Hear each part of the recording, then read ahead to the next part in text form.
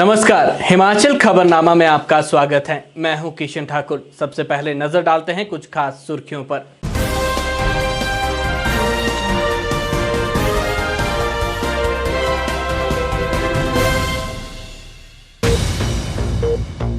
राज्यपाल राजेंद्र विश्वनाथ आर्लेकर 26 जनवरी को शिमला में आयोजित राज्य स्तरीय गणतंत्र दिवस समारोह की करेंगे अध्यक्षता।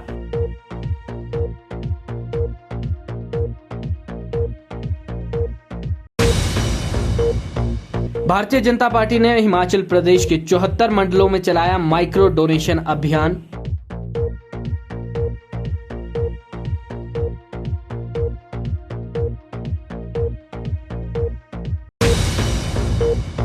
प्रदेश कांग्रेस के मुखिया कुलदीप सिंह राठौर ने प्रदेश सरकार पर कोरोना से निपटने में विफल रहने के लगाए आरोप। कहा, नए वेरिएंट ओमिक्रॉन को लेकर सरकार नहीं गंभीर।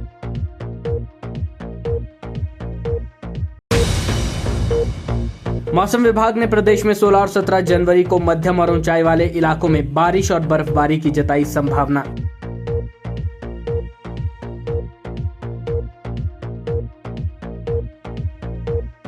सुर्खियों के बाद अब खबरें विस्तार से।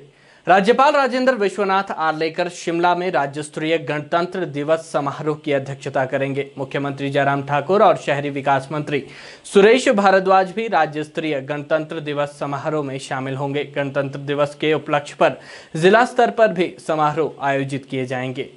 भाजपा द्वारा पूर्व प्रधानमंत्री अटल बिहारी वाजपेयी के जन्म दिवस से नमो ऐप के माध्यम से विशेष सूक्ष्म चंदा अभियान शुरू किया गया है। भाजपा प्रदेशाध्यक्ष सुरेश कश्यप के निर्देशानुसार प्रदेश के 74 मंडलों सहित राजधानी शिमला में भी भाजपा कार्यकर्ताओं और पदाधिकारियों द्वारा शनिवार को सूक्ष्म चंदा अभियान आयोजित किया गया, जिसमें पार्टी कार्यकर्ताओं और अन्य ने योगदान राशि भेंट की। भाजपा के पूर्व प्रधानमंत्री अटल बिहारी वाजपेयी के जन्म दिवस से नमो ऐप के माध्यम से विशेष सूक्ष्म चंदा अभियान शुरू किया गया है। इस अभियान के तहत भाजपा को मजबूत बनाने और देश हित में चंदा इकट्ठा करने हेतु पार्टी अपने सदस्यों से छोटी छोटी राशि जुटा रही है। भाजपा प्रदेशाध्यक्ष सुरेश कश्यप के निर्देशानुसार प्रदेश के 74 मंडलों सहित राजधानी शिमला में भी भाजपा कार्यकर्ताओं और पदाधिकारियों द्वारा शनिवार को सूक्ष्म चंदा अभियान आयोजित किया गया, जिसमें पार्टी कार्यकर्ताओं और अन्य ने योगदान राशि भेंट की। इस मौके पर भाजपा शिमला के मंडल महामंत्री गगन लखनपाल और भाजपा सह मीडिया प्रभारी करण नंदा ने अभियान की विस्तृत जानकारी मीडिया से साझा की। भारतीय जनता पार्टी द्वारा हमारे राष्ट्रीय अध्यक्ष जगत प्रकाश नड्डा जी के आह्वान पर इस कार्यक्रम का आयोजन किया जा रहा है। इस कार्यक्रम को माइक्रो डोनेशन का नाम दिया गया है। इस कार्यक्रम का शुभ आरंभ 25 दिसंबर को अटल बिहारी वाजपेयी जी के जन्म दिवस पर हुआ था और ये कार्यक्रम जो है वो 11 फरवरी पंडित दीनदयाल उपाध्याय जी की जयंती तक चलने जा रहा है। इसमें हमारे राष्ट्रीय अध्यक्ष जी जगत प्रकाश नड्डा जी ने 25 दिसंबर को ही जो है 1000 रुपए का अंशदान पार्टी को किया था और उसके बाद इन्होंने सभी कार्यकर्ताओं से आह्वान किया था कि इस कार्यक्रम में बढ़ चढ़ के भाग लें। इस कार्यक्रम की खासियत ये है कि ये पारदर्शी है और नमो ऐप के माध्यम से एक एप्लीकेशन है, उसमें जो है आप जाएंगे तो 5 रुपए से लेके आप 1000 रुपए तक जो है पार्टी के लिए एक अंशदान कर सकते हैं।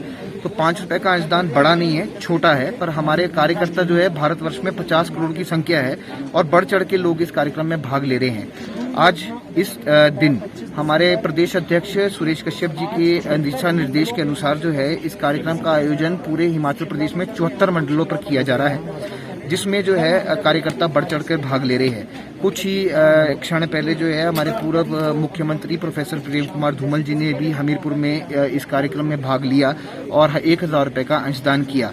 पूर्व में भी जो है मुख्यमंत्री जयराम ठाकुर जी द्वारा हमारे जितने भी कैबिनेट मिनिस्टर्स है और पदाधिकारी है वो भी इस कार्यक्रम में जो है वो भाग ले चुके हैं। आज 74 मंडल में जो है कार्यक्रम चलाया जा रहा है, इसको एक मुहिम की तरह चलाया जा रहा है। आज पूरे भारतवर्ष में जो हिमाचल प्रदेश है वो 6ठे स्थान पर है इस कार्यक्रम में और हमें आशा है कि आज शाम तक जो है हमारा स्थान जो है वो चढ़कर जो है वो 3 नंबर पे पहुंच जाएगा। इसके पीछे जो है हमारी पूरी आईटी टीम और सोशल मीडिया टीम का बहुत बड़ा योगदान है, क्योंकि हम जितने भी कार्यकर्ता हैं उनके मोबाइल पे इस ऐप को डाउनलोड करके जो है वो फंड केंद्र कार्यालय में पहुंचा रहे हैं। आजकल के जो सेवा कार्य जो है सेवा कार्य जो हो रहे हैं जिसमें कोविड में ये सारे विपदा का हम सामना कर रहे हैं उसमें इस फंड का सदुपयोग किया जाएगा।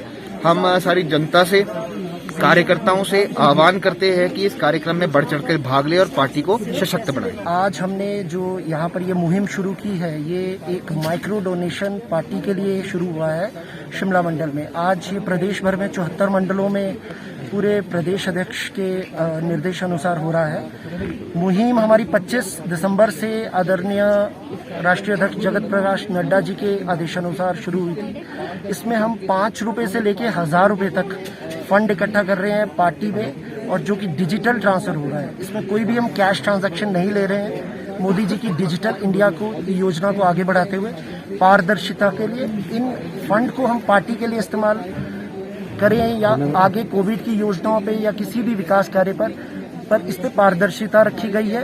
ये सुनिश्चित किया गया है। इसमें कार्यकर्ता, आम जनमानस, हम सभी लोग इसमें भाग ले रहे हैं। पार्टी के लिए हम माइक्रो डोनेशन ले रहे हैं। डोनेशन है जिसको हम आगे करेंगे। अब कोई भी इसमें रिकॉर्ड मांग सकता है। ट्रांसपेरेंसी पूरी रखी गई है। कई लोग कहते हैं कि जी पार्टी ने कितना पैसा इकट्ठा किया, तो इसको पूर्णतः डिजिटल करके मोदी जी ने एक पहल की है कि हम भारतीय जनता पार्टी एकमात्र पार्टी है जो सारा फंड डिजिटल लेगी, ट्रांसपेरेंट रखेगी और उसको अच्छी योजनाओं में हम इस्तेमाल करेंगे। कांग्रेस प्रदेशाध्यक्ष कुलदीप सिंह राठौर ने कहा कि प्रदेश की भाजपा सरकार ओमिक्रॉन को लेकर गंभीर नहीं है, जिस कारण प्रदेश में कोरोना की तीसरी लहर ने दस्तक दी है और हर दिन कोरोना संक्रमितों की संख्या में इजाफा हो रहा है। उन्होंने कहा कि मुख्यमंत्री के कार्यक्रम स्थगित होने की अधिसूचना के बाद भी मुख्यमंत्री के कार्यक्रम जारी हैं, जबकि ये कार्य वर्चुअली भी किए जा सकते थे। कांग्रेस मुख्यालय राजीव भवन में प्रदेशाध्यक्ष कुलदीप सिंह राठौर ने कहा कि प्रदेश सरकार ओमिक्रॉन को लेकर गंभीर नहीं है, क्योंकि कोरोना की पहली और दूसरी लहर को रोकने में भी प्रदेश सरकार नाकाम रही, जिस कारण प्रदेश में तीसरी लहर की दस्तक हुई है। उन्होंने कहा कि उन्होंने स्वयं पत्रकार वार्ता कर कांग्रेस के जन जागरण अभियान को स्थगित करने की घोषणा की है और उन्होंने कहा कि कोरोना के बढ़ते मामलों को देखते हुए मुख्यमंत्री जयराम ठाकुर ने भी कार्यक्रम स्थगित किए थे, लेकिन मुख्यमंत्री के कार्यक्रम स्थगित होने की अधिसूचना के बाद भी कार्यक्रम जारी रहे, जिसमें उन्होंने हेलीपोर्ट उद्घाटन में भी भाग लिया, साथ ही आईजीएमसी के ब्लॉक लोकार्पण कार्यक्रम में भी शरीक हुए। राठौर ने कहा कि मुख्यमंत्री ये उद्घाटन वर्चुअली माध्यम से भी कर सकते थे। उन्होंने कहा कि प्रदेश सरकार द्वारा आयोजित विभिन्न कार्यक्रम भी कोरोना के बढ़ते संक्रमण का कारण है। कुलदीप सिंह राठौर ने कहा कि कहीं भी कोविड प्रोटोकॉल का ध्यान नहीं रखा जा रहा है। उन्होंने कहा कि कोविड को देखते हुए कांग्रेस द्वारा सभी बैठकों का आयोजन वर्चुअली माध्यम से किया जाएगा। कांग्रेस प्रदेशाध्यक्ष कुलदीप सिंह राठौर ने मुख्यमंत्री के बयान पर पलटवार करते हुए कहा कि स्वास्थ्य सुविधाएं जनता को नहीं बल्कि मुख्यमंत्री और भाजपा के कार्यकर्ताओं के लिए जरूरी है। पहली दृष्टि से ये प्रतीत हो रहा है। उन्होंने कहा कि वर्चुअली माध्यम से भी ये कार्य किए जा सकते हैं। उन्होंने कहा कि मुख्यमंत्री डॉक्टर नहीं हैं जो अस्पताल जाकर मरीजों का इलाज करेंगे। देखिए, मुझे लगता है कि सरकार ओमिक्रॉन को लेकर गंभीर नहीं है, क्योंकि जिस तरह से पहली लहर आई थी उसके बाद दूसरी लहर आई, उसमें भी सरकार की लापरवाही सामने आई है और अभी ओमिक्रॉन का आगमन हुआ है, तो कहीं ना कहीं मुझे लगता है इसमें सरकार के जो निर्णय हैं वो असमंजस वाले निर्णय। हमने सबसे पहले घोषणा की, मैंने धर्मशाला में प्रेस कॉन्फ्रेंस करके अपने जो जन जागरण कार्यक्रम थे पूरे प्रदेश में चल रहे थे, मैंने स्थगित किए और मैंने सरकार से भी निवेदन किया, मुख्यमंत्री जी से भी निवेदन किया कि आप जनहित में अपने जो कार्यक्रम हैं उन कार्यक्रमों को आप स्थगित करें। मुख्यमंत्री जी ने अपने कार्यक्रम स्थगित भी किए, हमने वेलकम किया, लेकिन उसके बाद भी मैं देख रहा हूं कि मुख्यमंत्री के जो कार्यक्रम है वो बदस्तूर जो है जारी हैं। अभी उन्होंने हेलीपैड का जो है वहाँ उस कार्यक्रम में शामिल हुए और उसके बाद आईजीएमसी में कार्यक्रम था, वहाँ वो सम्मिलित हुए। तो ये तो आप वर्चुअल माध्यम से भी कर सकते हैं। उन्होंने जब आईजीएमसी में कार्यक्रम किया उसके बाद जो है, जैसा आपने कहा कि वहाँ जो डॉक्टर्स हैं, एमएस हैं, वो संक्रमित हुए, तो इस तरह से मुझे लगता है कि सरकार और जो इनके मंत्री हैं वो जाके कार्यक्रमों का आयोजन कर रहे हैं, उससे जो है संक्रमण बढ़ने का खतरा है। कहीं भी कोविड प्रोटोकॉल फॉलो जो है नहीं हो पा रहा है। तो मेरा सरकार से निवेदन है, मुख्यमंत्री जी से निवेदन है कि राजनीति बाद में, सबसे पहले लोगों की सेहत है, लोगों का स्वास्थ्य है। लोगों की सेहत ठीक होगी, लोगों का स्वास्थ्य ठीक होगा, तभी राजनीति होगी। तो मैं जिस ढंग से इनके बराबर कार्यक्रम हो रहे हैं, मैं उनकी जो है निंदा करता हूं। और हमने ये निर्णय लिया है कि हमने प्रदेश के दूसरे जो भाग हैं वहाँ से कार्यक्रमों में हमने यहाँ अपने पार्टी के लोगों को मनाही की है कि जब तक ज़रूरी ना हो तब तक शिमला ना आए। और अभी 17 तारीख को मैं जिला कांग्रेस के जो अध्यक्ष हैं उनकी वर्चुअल माध्यम से मीटिंग करने वाला हूं। और हमने ये तय किया है कि जितनी भी हमारी मीटिंग होगी उसमें हम जो है वर्चुअल माध्यम से हम करेंगे। और यहाँ अगर कोई कार्यक्रम होगा उसमें कोरोना प्रोटोकॉल को हम पूरी तरह से जो है फॉलो करेंगे। और मैंने ये भी देखा है कि सरकार अपने निर्णयों पे जो है स्थिर नहीं है। इन्होंने 5 डे वीक किया है, लेकिन वैकल्पिक व्यवस्था बनाए रखने की ज़रूरत है, क्योंकि लोगों को ज़रूरी काम हो सकता है, तो वो व्यवस्था भी सरकार को जो है बनानी चाहिए। देखिए, मुझे तो लगता है कि अगर सद्बुद्धि की ज़रूरत है तो मुख्यमंत्री जी को है, भारतीय जनता पार्टी के लोगों को है, उनको ज़्यादा ज़रूरत है, क्योंकि उनके जाने से ही वो वहाँ कार्यक्रम हो सकता है। उसको वर्चुअल माध्यम से भी कर सकते थे और हमें कोई इनकार नहीं है, क्योंकि हम तो बार बार कहते आए। मैंने तो अपनी प्रेस वार्ता में भी ये बात कही कि सरकार की क्या तैयारी है ओमिक्रॉन को लेकर, कितने इनके पास अस्पतालों में सुविधाएं हैं। क्योंकि जिस ढंग से जब दूसरी लहर आई थी पूरे प्रदेश में जो मंजर है वो सब लोगों ने देखा है। तो सरकार को चाहिए कि सरकार बताए कि इनकी क्या तैयारी है। लेकिन मुख्यमंत्री जी जो है कोई बड़े डॉक्टर नहीं है कि वो जाके वहाँ कोरोना मरीजों का इलाज करेंगे, वहाँ के लिए डॉक्टर हैं। लेकिन आप जो है ऐसे कार्यक्रमों को हम अपोज नहीं करते, लेकिन वर्चुअल माध्यम से कार्यक्रम हो सकते हैं। लेकिन सरकार अभी जो भारतीय जनता पार्टी है, जो 4-0 की इनकी शिकस्त हुई है, उसके बाद जो है ये इस तरह के निर्णय ले रहे हैं, ज़्यादा से ज़्यादा कार्यक्रमों का आयोजन कर रहे हैं। मुझे लगता है कि जो जनहित में ठीक नहीं है। अभी कॉरपोरेशन के चुनाव है, उसको लेकर इनकी बैठकों का दौर जारी है और हमने देखा है कहीं भी कोरोना प्रोटोकॉल का जो है फॉलोअप नहीं हो रहा है। तो ये गंभीर मामला है और अगर हिमाचल प्रदेश में स्थिति खराब होती है, स्पष्ट तौर पे भारतीय जनता पार्टी की सरकार और मुख्यमंत्री जिम्मेवार होंगे। कांग्रेस प्रदेशाध्यक्ष कुलदीप सिंह राठौर के कार्यकाल के 3 वर्ष पूरे होने पर कांग्रेस कमेटी शिमला शहरी और शिमला ग्रामीण द्वारा 17 जनवरी को उनके सम्मान में कार्यक्रम का आयोजन किया जा रहा है। कांग्रेस कमेटी शिमला शहरी के अध्यक्ष जितेंद्र चौधरी ने पत्रकारों से मुखातिब होते हुए कहा कि ये कार्यक्रम कोविड नियमों को ध्यान में रखते हुए आयोजित किया जाएगा। उन्होंने कहा कि कुलदीप सिंह राठौर के नेतृत्व में कांग्रेस ने 2 नगर निगम चुनावों और प्रदेश में हुए उपचुनावों में जीत हासिल की है। उन्होंने इस जीत का श्रेय प्रदेशाध्यक्ष कुलदीप सिंह राठौर को दिया। हमारे माननीय अध्यक्ष श्री कुलदीप राठौर जी के 17 तारीख को कार्यकाल के 3 वर्ष पूरे होने जा रहे हैं। उस उपलक्ष्य में जिला कांग्रेस कमेटी शिमला शहरी और शिमला ग्रामीण द्वारा उनके सम्मान का आयोजन किया जा रहा है।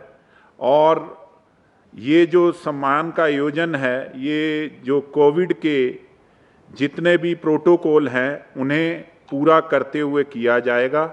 और जो हमारे अध्यक्ष हैं उनके जो 3 वर्ष रहे हैं, उनके जो कार्यकाल के वो बेमिसाल रहे हैं। और जैसा कि आपको मालूम ही है, जब से राठौर साहब अध्यक्ष बने हैं कांग्रेस पार्टी के प्रदेश में जो लोग कांग्रेस पार्टी का कार्यकर्ता जो अपने आप को पीछे महसूस कर रहा था, आज वो फ्रंट पे है, आगे है। और इनके अध्यक्षता के कार्यकाल में हमने 2 म्यूनिसिपल कॉरपोरेशन के इलेक्शन जीते हैं और 4 जो बाई इलेक्शन हुए हैं वो हमने जीते हैं। और इसके लिए हम जो श्रेय है हमारे अध्यक्ष श्री कुलदीप राठौर जी को देना चाहते हैं कि जो 3 साल इन्होंने मेहनत की है और हर समय फील्ड में रहे हैं, और ऐसे समय में भी फील्ड में रहे जब लोग कोविड के टाइम, जब कोविड का पहला साल आया था तो लोग घरों में थे, उस समय भी हमारे अध्यक्ष जो हैं वो सड़कों पे रहे, लोगों के लिए समय समय पे उनके सहयोग के लिए, उनके कार्यों के लिए सड़कों पे निकलते रहे। और जो सरकार की नाकामियां थी कोविड काल में, उसे भी हम धरना प्रदर्शन के थ्रू जो है लोगों के बीच ले जाते रहे। तो परसों जो है हमारे अध्यक्ष साहब के 3 साल पूरे हो रहे हैं, तो इसलिए हम जो हैं उनके सम्मान में एक छोटा सा कार्यक्रम आयोजित कर रहे हैं जो कि कोविड के सभी प्रोटोकॉल को पूरा करते हुए किया जाएगा। देखिए, हम जो है, मैंने पहले ही आपको बताया, इसमें हम पूरा कोविड के जो प्रोटोकॉल हैं वो पूरा करेंगे और बिल्कुल कम लोगों के साथ जो है और प्रॉपर मास्क लगा के, प्रॉपर डिस्टेंस मेंटेन करके जो भी कोविड के प्रोटोकॉल हैं उनको पूरा किया जाएगा। जहां तक ओपोजिशन पार्टीज की बात है, जो सत्तारूढ़ पार्टी है वो तो इस तरह की बात करेगी कि विपक्ष कमजोर रहा है, जबकि लोगों ने इस चीज को दिखाया है कि विपक्ष कितना मजबूत रहा है। समय समय पे जो लोगों की आवाज है वो हमारे जो अध्यक्ष हैं, हमारी पार्टी जो है वो लोगों के बीच लेके गई है। चाहे महंगाई का मुद्दा था, चाहे बेरोजगारी का मुद्दा था, या किसान से रिलेटेड जो समस्याएं थी वो मुद्दा था, जितने भी मुद्दे रहे हैं, चाहे एम्प्लॉयज़ की मुद्दे रहे हैं, टाइम टाइम पे जो हमारी पार्टी है उसे उठाती रही है। राजधानी शिमला के ऑकलैंड टनल के टैक्सी ऑपरेटरों ने एक सरकारी कर्मी पर गाड़ियों को नुकसान पहुंचाने का आरोप लगाया है। टैक्सी ऑपरेटरों का आरोप है कि बीती रात ये कर्मी मारुति कार से सवार होकर आया और भराड़ी रोड पर दुदली के समीप गाली गलौज करने लगा। टैक्सी ऑपरेटरों ने आरोप लगाया है कि सरकारी कर्मी पुरानी रंजिश के तहत ऐसी हरकतें कर रहा है। टैक्सी ऑपरेटर ने पूरे घटनाक्रम की जानकारी दी और कहा कि पुलिस में संबंधित व्यक्ति के खिलाफ लिखित शिकायत दर्ज कर दी गई है। वहीं टैक्सी ऑपरेटर यूनियन के पदाधिकारियों ने भी इस पूरे घटनाक्रम में संलिप्त व्यक्ति के खिलाफ कार्रवाई की मांग की है। सर, हम रात को वापस आ गए थे। जब हम घर जा रहे थे तो ऊपर से ये गाड़ी आई HP 5801 मारुति गाड़ी थी, और जैसे हम यहाँ पहुँचे गाड़ी के पास, वो लड़का दारू पी के था, उसने हमारे साथ गाली गलौज किया बहुत ज़्यादा, और यहाँ से वो सीधा आगे चला गया। और हमने ऐसा किया, हमारे पास 3 गाड़ियाँ थी, 3 गाड़ी में से हमने, आजकल काम है नहीं नसीब नहीं, हमने एक ही गाड़ी घर ले जानी चाहिए कि हम एक ही गाड़ी ले चलते हैं। हमने एक ही गाड़ी में बैठे 3 भाई थे हम, और आगे जाके दुदली में जो वर्कशॉप है वहाँ उसने हमारे को गाड़ी अड़ा दी और हमारे साथ वो बहस बसाई करने लगा और धक्का मुक्की करने लगा हमारे साथ। धक्का मुक्की करने लगा, हमने बोला कि चला जा तू यहाँ से, और हम घर जा रहे। और उसने बोला कि मैं हाई कोर्ट का बंदा हूँ और तुम क्या कर लेंगे मेरा। हमने तब भी उसका गौर ना करते हुए हमने वहाँ से निकलने की कोशिश की, पर उसने हमारे को जाने नहीं दिया और हमारी गाड़ी को उसने मतलब बाहर रोड से बाहर फेंक दिया था, जिसका हमारे पास एडवांस क्या बोलते हैं वीडियो कॉलिंग है, रिकॉर्डिंग है, हमारे वीडियो रिकॉर्डिंग है हमारे पास। और जब हमारी गाड़ी उसने टच करनी चाहिए तो हमने कुछ नहीं किया, हमने उसकी रिकॉर्डिंग बनाई जो हमारे पास है इस टाइम, और उसके बावजूद हमने सब लोग और इधर उधर हो गए। और उन्होंने क्या किया कि अपनी गाड़ी निकाली वहाँ से और सीधा वो वहाँ पे दुदली में उसने गाड़ी खड़ी की, और वहाँ से उसने किसी दीपक नाम के लड़के को फ़ोन किया, और वहाँ से उसके कोई 10-15 मिनट बाद वो गाड़ी, दूसरी गाड़ी वहाँ पे पहुँची है, और उन्होंने हमारा पीछा किया है। हमारा पीछा करते हुए गाड़ियाँ दोनों कम से कम डुम्मी पहुँची है, दुदली से डुम्मी पहुँची है, और वहाँ से वापस वो गाड़ियाँ आई है। और जब वो हमने देखा कि इसका क्वार्टर तो यहाँ दुदली में, जब दुदली में उसकी गाड़ी नहीं रुकी, हमने सोचा ये कहीं वापस आया इधर को और हमारी गाड़ी को नुकसान कर सकता है। तो हमारे को नहीं, इस चीज़ का अनुमान नहीं था कि हमारी गाड़ी के साथ ऐसा कर सकता है रात को। पर हमने तब ऐसा किया कि मना ये ना कि हमारे साथ कल सुबह के लिए कुछ और दिक्कत प्रयास क्रिएट कर दे। हमने सबसे पहले अपने प्रधान श्री खेमराज शर्मा जी को फ़ोन किया कि हमारे साथ ऐसी दिक्कत हो गई है। तो उन्होंने बोला कि तुम ऐसा करो, वहीं रुको, मैं आता हूँ घर से। तो हमने उनको गाड़ी भेजी डुमी के लिए, डुमी से उनको गाड़ी में बिठा के लाए। और जब हम दुधली पहुँचे तो दुधली से हम सब लोग इकट्ठे आए। तो अब जब हम यहाँ पहुँचे तो हमारी गाड़ियों के शीशे टूटे हुए थे। जब प्रधान जी को फ़ोन करते हैं तो उसने फ़ोन किया कि कोई दीपक नाम का बंदा है और दीपक भाई जल्दी आओ भाई, ये बंदे यहाँ पे है। फिर हमने सोचा, मैं कहा ज़्यादा लड़ाई हो जाएगी, हम ऊपर नीचे हो गए सर। ठीक है सर। उसके बाद क्या हुआ, उसके बाद सर हमने अपने प्रधान जी को फ़ोन किया, प्रधान जी हमने गाड़ी भेजी और फिर प्रधान जी को लाए हम। ठीक है। फिर जितने में हम नहीं मिले सर, वो हमारे पीछे 2 गाड़ियाँ लेके भाग गए। हम रोड से ऊपर नीचे, हमारी उनकी गाड़ी देखी जाते हुए आते हुए, और सर उनकी फोटोज भी निकल जाएगी, हर एक चीज़। फिर सर जब प्रधान जी आए, फिर हमने बोला, मैं कहा प्रधान जी ऐसी बात है, मैं कहा ऐसी लड़ाई है, मेरे पास वीडियो पड़ी है जी। मैं कहा चौकी चलो। बोले ठीक है। और हम जब चौकी आ रहे थे, जब हम यहाँ पहुँचे तो हमने देखा कि हमारे तो गाड़ियों के शीशे भी तोड़े हुए सर। अगर देखो ना, हमारे साथ कोई दुश्मन तो हमारे साथ करो ना, सब गाड़ियों के साथ क्या वो कर रहे हैं। अब देखो सर, वहाँ से फाड़ा हुआ सर, देखो 2 जगह से मारा हुआ सर। अब देखो आप, वहाँ पे फेंडर मारा हुआ है सर। अब सर आजकल काम नहीं है, कुछ नहीं सर, हम कैसे करेंगे? कितना नुकसान आपका हुआ सर? अब नुकसान तो सर वहीं से लगा सर, 8-10 हज़ार का शीशा होगा सर, कंपनी से। देख लो आप, खुद देख लो आप। अब देखो सर, नुकसान तो अलग, आज का दिन भी खराब है सर। अब शीशा जब तक धूप नहीं आई तब 2-3 दिन तो ऐसे ही बर्बाद हो जाएंगे। अब खुद देख लो सर, अब हम गरीब आदमी सर, हमने कहाँ जाना, कोई कमाने वाला नहीं है, बताओ आप। अगर हम ऐसा जी हाई कोर्ट की वो बोलता है कि भाई मैं हाई कोर्ट में हूँ, तुम जो मर्जी कर लो, जैसे मर्जी कर लो भाई, मैं देख लूँगा सर जी। इतनी वो कर रहा है सर बात हमारे साथ। और मेरे पास वीडियो पड़ी हुई सर, हर एक चीज़ मेरे पास वो है, मैं प्रूव कर दूंगा अगर कुछ ऐसी बात होगी। हिमाचल प्रदेश शिक्षक महासंघ द्वारा केंद्र की तर्ज पर हिमाचल प्रदेश में भी क्लास 3 पदों हेतु रखे 15 अंकों को हटाकर पूर्णतः टेस्ट के आधार पर उम्मीदवार का चयन करने हेतु हिमाचल प्रदेश सरकार का आभार व्यक्त किया है। संघ का कहना है कि इस फैसले से प्रदेश के युवाओं में अपने टैलेंट के अनुसार पदों को प्राप्त करने का मौका मिलेगा और कागजी कार्रवाई में लगने वाले समय की भी बचत होगी। अखिल भारतीय राष्ट्रीय शैक्षिक महासंघ के प्रदेश महामंत्री डॉक्टर मामराज पुंडीर ने कहा कि इन फैसलों से प्रदेश के युवाओं को अपना हुनर दिखाने का मौका मिलेगा। उन्होंने इस फैसले पर प्रदेश सरकार का आभार व्यक्त किया।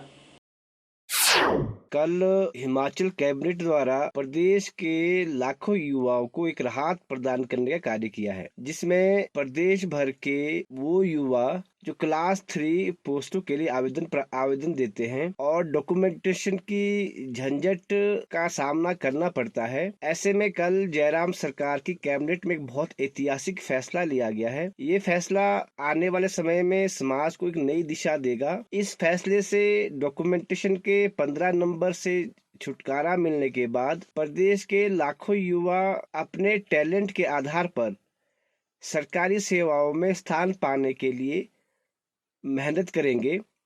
और दूसरा जो कल एक फैसला लिया है, वो नई खेल नीति को लागू किया गया।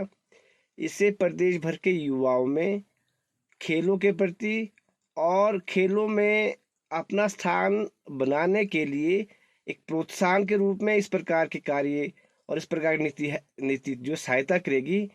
इसके लिए हिमाचल प्रदेश शिक्षक महासंघ प्रदेश सरकार का आभार व्यक्त करता है और आभार देता है कि इस प्रकार के ऐतिहासिक कार्य जो केंद्र सरकार द्वारा पहले लिए गए थे, आज केंद्र की तर्ज पर हिमाचल प्रदेश के मुख्यमंत्री आदरणीय जयराम ठाकुर जी ने 15% शर्त को हटा के पूरा का पूरा 100% टेस्ट के आधार पर बच्चों को अपने स्थान प्राप्त करने के लिए, सरकारी सेवा में आने के लिए एक ऑप्शन दे दिया है।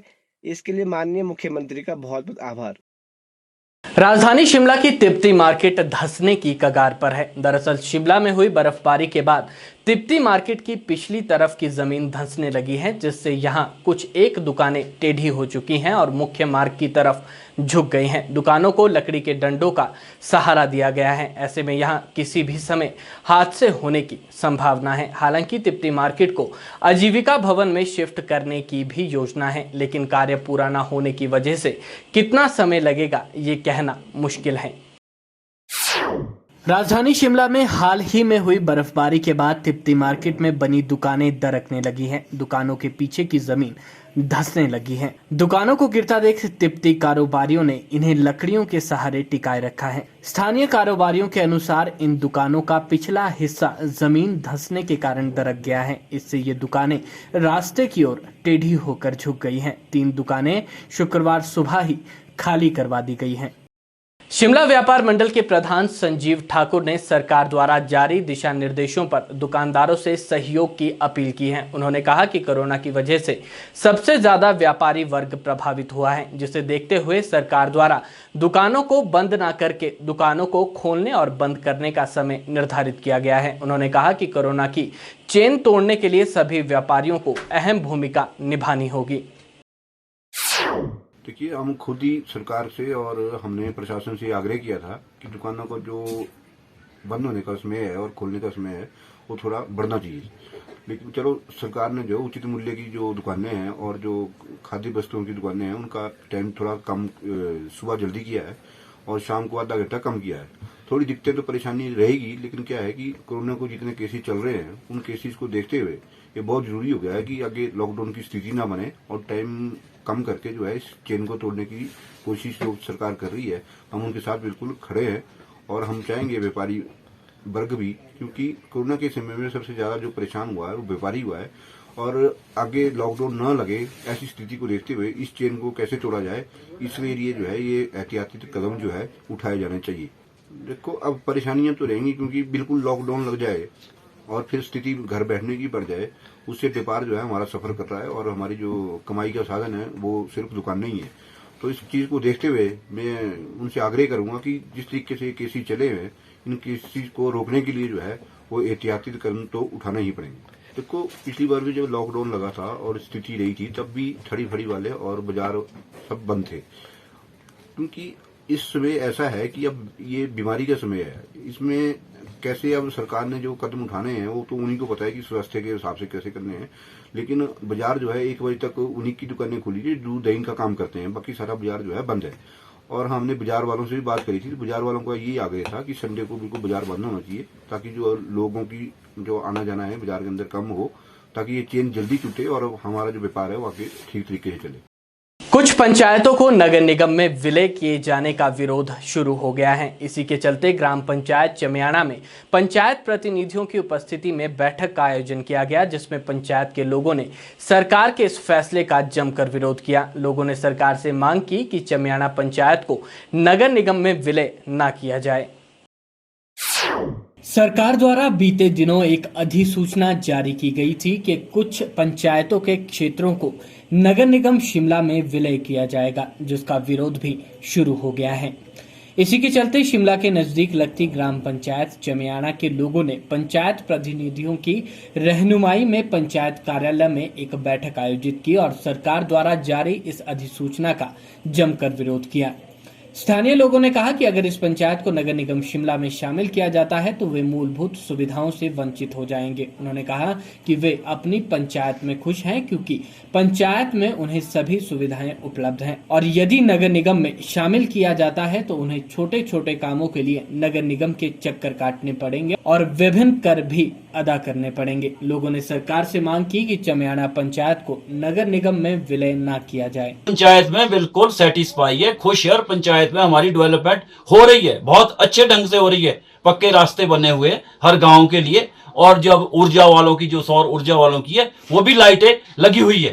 तो इसलिए हमें कमेटी में जाने से कोई भी, हमें बिल्कुल खास विरोध है कमेटी में जाने में। पर मेरी समझ में एक बात नहीं आती कि सरकार नाम की कोई चीज है कि नहीं है। 23 तारीख को एक डिसीजन आया सरकार की तरफ से कि भाई जब तक पंचायत एनओसी नहीं देगा इसको कॉर्पोरेशन में नहीं मिलाया जाएगा।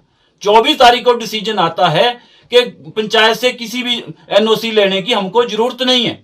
फिर 25 तारीख को हर डिसीजन आता है कि जो कॉर्पोरेशन की जो मीटिंग होती है, जो काउंसलर है इस टाइम, जो ये 34 काउंसलर है, भाई अगर वहां से पास हो जाएगा उस मीटिंग से तो हमें किसी की जरूरत नहीं है। जब वो मीटिंग हुई, मैं बड़ा शुक्रगुजार हूं उन काउंसलरों का, जो कि एक मिक्स है, जिसमें कांग्रेस भी है, बीजेपी भी है, कम्युनिस्ट भी है।